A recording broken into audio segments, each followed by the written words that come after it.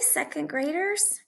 This week in reading, we're going to be working on comparing and contrasting. Let's talk about what that means. Comparing is when you look for similarities, things that are the same between two things. Contrasting is when you look for differences, things that are different between two things. So today, we're going to think about that boat school one more time in Bangladesh. What I want to do is, do you remember at the beginning when we started this unit and we had that letter from those kindergartners and they were asking us all those questions about schools? Well, we've been learning so much about schools. I thought it would be a good idea to tell them how our school is similar or the same in some ways as the boat school in Bangladesh, and then how our school is different than some of the boat school in Bangladesh. Okay, so if you look right here at our slide, this is our learning target for today. I can compare and contrast my own school with a boat school in Bangladesh. So that's what we're going to be doing today. And you are going to get your work done today while you watch this video. So during the video, you may need to press pause if you need to write down a note or something. And when we get done with the video, your work will be done for this lesson. So what you need is your red reading notebook. And really, or maybe if an adult has already printed you the template that's in Google Classroom. What I wrote at the top was, on my notebook, I wrote contrast, differences, and then I made a T-chart for the boat school and our school, which of course is done. And what we're going to do is, as I read today, when you hear things that are different between the boat school and our school, we're going to record those on this T-chart. And I'm going to be recording some on mine too. So at the times when I'm recording on my chart, you can just copy down onto the T-chart. But then there might be some times where I ask you to write before I show you what we could write. And so then you might pause and write. And then I might say, okay, did you type this? And I might show you mine, okay? I'm not going to show you the text today because I just want you listening today and thinking and hearing about those differences and similarities. Okay. So what I'm going to do is I'm going to flip over to my chart.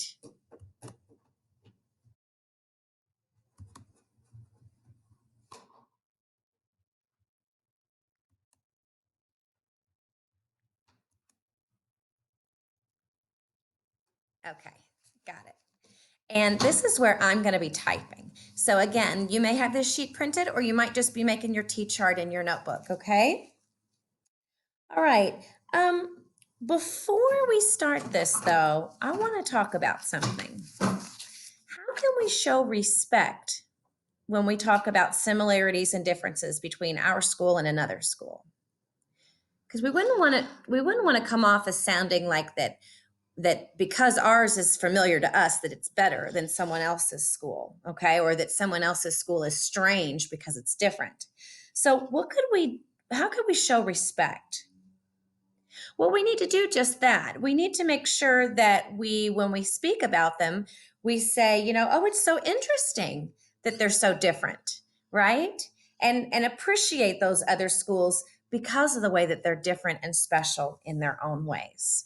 Okay, so some of the ways we might say that places are the same and different.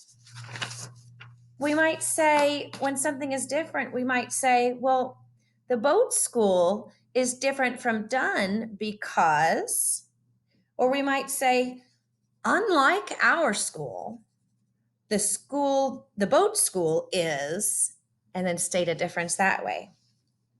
Or we might say, well, one difference between the boat school and our school is, and we might say it that way. So there's 3 ways to begin a contrasting statement. Okay, I'm going to go straight into the text now, and I want you listening for things when they mention that don't sound like our school that we could put down on our chart. All right.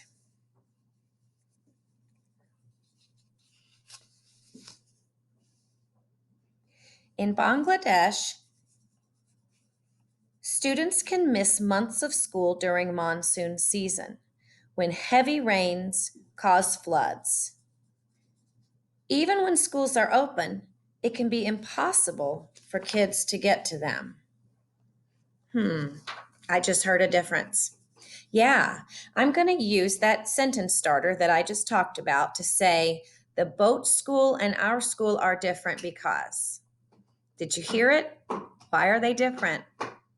Yeah, the boat school has floods and our school doesn't. So under my boat school column, I'm going to write has floods. Now, in elementary, I've been there a long time, and I haven't known them to have such a substantial flood that we've had to close schools.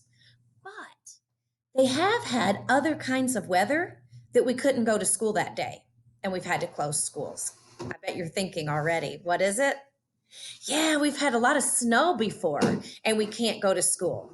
So I'm going to say that the two schools are different. The boat school is different from our school because the boat school has floods, but our school has snowstorms, right? We get lots of snow.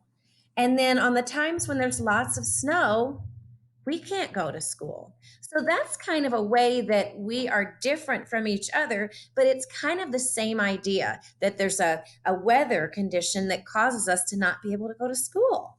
So, what I want you to do is to pause and write this down on your notebook. Under boat school has floods, our school, lots of snow. And then come back. Okay, let's resume and let's listen for some more differences.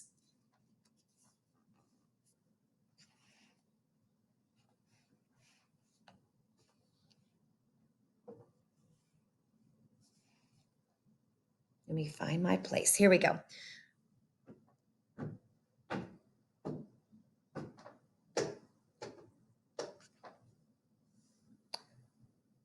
Boat school is the combination of a school bus and a schoolhouse.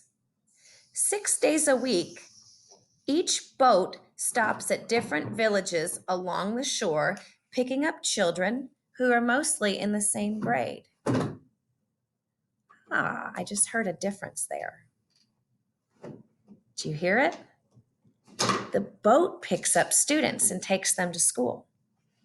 I'm going to put that down.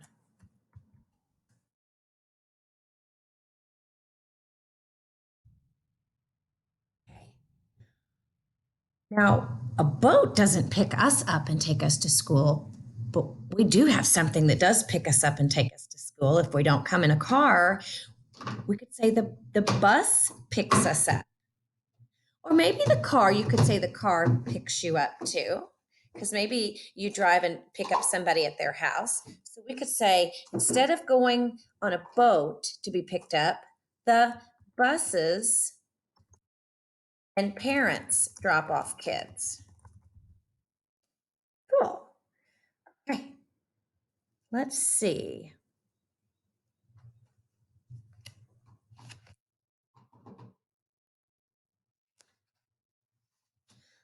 For 3 hours, the students have lessons in math, reading, writing, English, Bengali, the environment, and conservation. That's a difference. Some of the subjects they learn at the boat school are the same, but then some of them are different. Okay, let's write that down. Let's come over here and say, I'm going to talk about the language that they learn. So I heard that they learn English, but they also learn their own language, which is called Bengali. I'm going to put learn Bengali. Now, I want you know that we learn another language besides English at Dunn. I want you to write that down. Pause me and write that down. Okay, did you write down learn Spanish? Yep. Cool. All right. Then the boat returns all the students to their riverbank stops. From there, the boat moves on to pick up another set of students for another 3-hour lesson. Each boat offers 3 sets of lessons a day.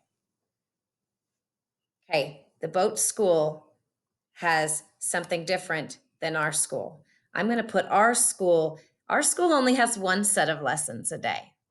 So one group of kids come, they do their lessons, they go home. There's not then the next group of kids that come. So I'm going to put down that at our school, we only have 1 set of lessons per day. Did you hear what they said about the boat school? How many sets of lessons? Go ahead and put that down.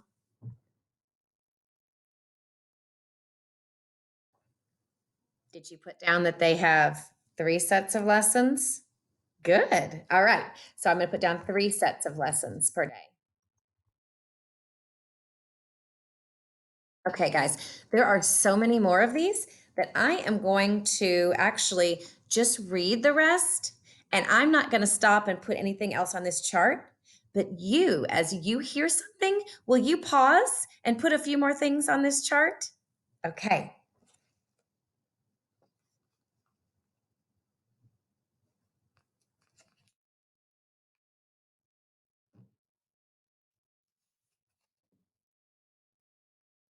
Even though the boats float from place to place, they have electricity to run up to 4 computers, a printer, a DVD player, and a CD player.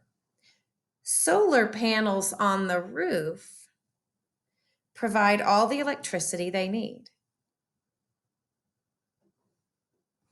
The boats are connected to the internet through wireless technology.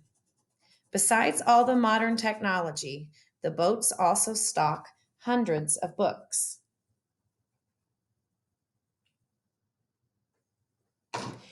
In the evenings, the boats also act as community centers. Giving adults the chance to learn about things like healthcare and new rice farming methods.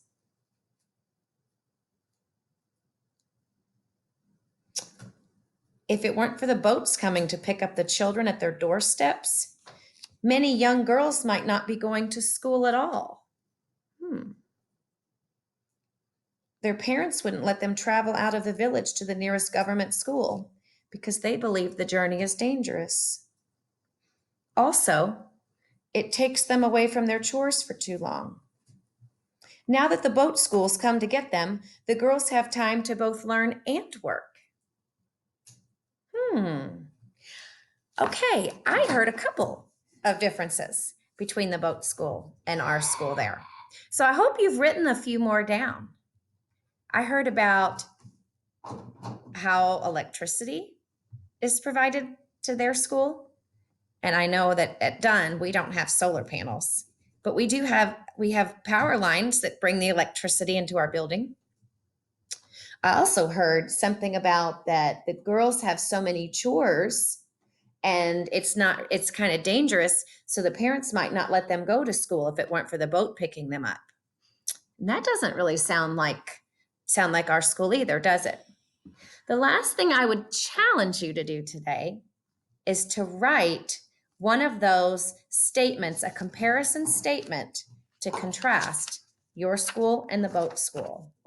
Remember, you can start one of those off with one difference between the boat school and our school is, and then you could talk about it. Or you could say, unlike our school, the boat school is, or you could say, the boat school and our school are different because, and have a sentence. So see if you can't put a sentence down that starts like that. All right, guys, and a good job today looking for differences. I will see you back tomorrow.